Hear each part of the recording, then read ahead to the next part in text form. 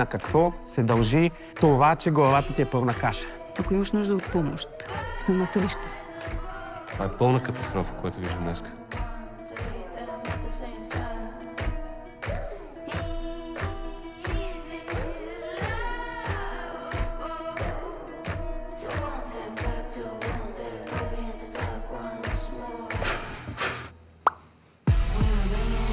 Махай се.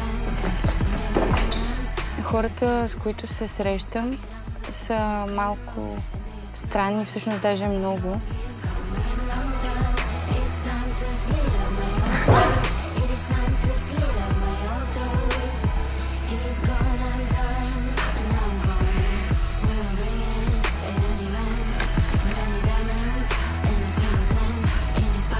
Аз не ви представих всъщност Сара и Алина.